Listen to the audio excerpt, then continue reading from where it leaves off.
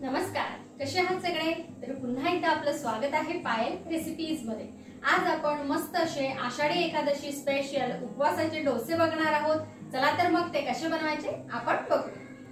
तर सगळ्यात आधी आपल्याला लागणार आहे भगर, ज्याला की आपण वरडी सुद्धा म्हणतो, वरडीचे तांदूळ जे उपवासाला चालतात। तर मी इथे 1 कप भगर ही पाण्यात भिजत ठेवलेली होती जवळपास 2 तासासाठी। तुम्हाला भरपूर घाई असेल तर तुम्ही तासभर सुद्धा ठेवू शकता, तासाभरात सुद्धा भगर छान अशी भिजते।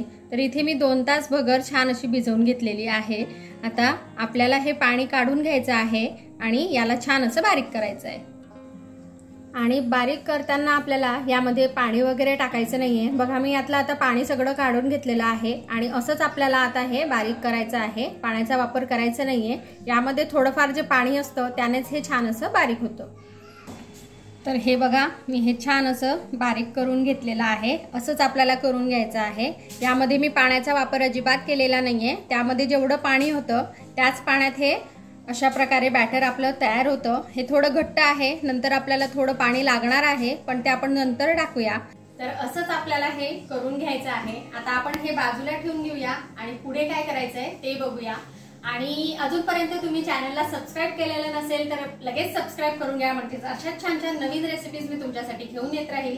तर बघा आता आपल्याला घ्यायचं आहे एक मिक्सरचं भांडं आणि त्यामध्ये आता काय काय टाकायचंय ते बघूया।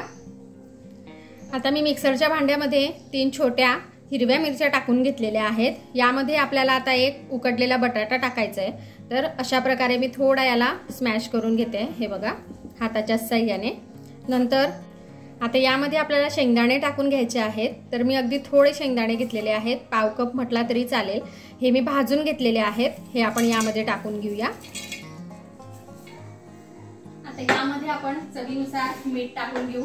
आणि आजची जी आपली रेसिपी आहे आषाढी एकादशी स्पेशल, ती रेसिपी तुम्ही शेअर करायला सुद्धा विसरू नका, म्हणजेच अशा छान रेसिपीज आषाढी एकादशीच्या त्या इतरांना सुद्धा बघायला मिळतील आणि त्याचबरोबर खायला सुद्धा मिळतील। आता हे आपण सर्व छान असं बारीक करून घेऊ।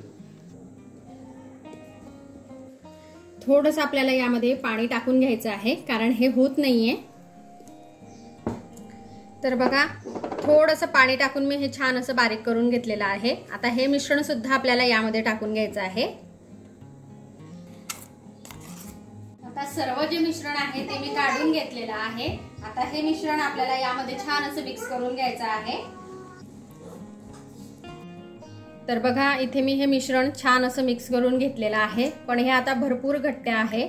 डोस्यासाठी आपल्याला थोडंसं पातळ मिश्रण लागतं।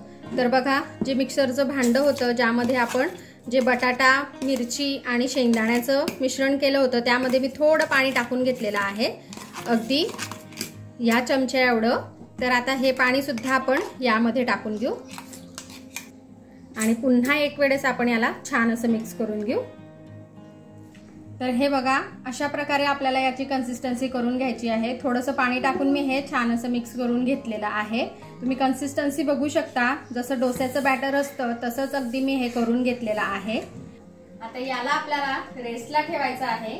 तर अगदी 15 मिनिटांसाठी आता आपण याला बाजूला ठेवून देऊ। आणि रेसिपी आवडली तर लाईक करायला विसरू नका।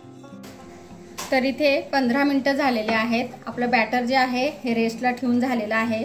तुम्ही घाईत असाल तर विदाऊट रेस्टला ठेवून, म्हणजे तुम्ही याला रेस्टला नाही ठेवलं तरी चालेल, पण जर का तुमच्याकडे वेळ असेल तर 15 मिनिटं तरी तुम्ही याला रेस्टला ठेवा।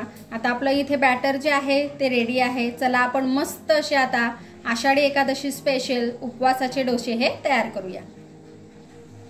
आता मी इथे नॉनस्टिक तवा ठेवून घेतलेला आहे। सगळ्यात आधी आपल्याला पहिल्या डोस्यासाठी थोडंसं तेल टाकावं लागणार आहे, नंतरच्या डोस्यासाठी आपल्याला तेल वगैरे काहीच लागणार नाहीये।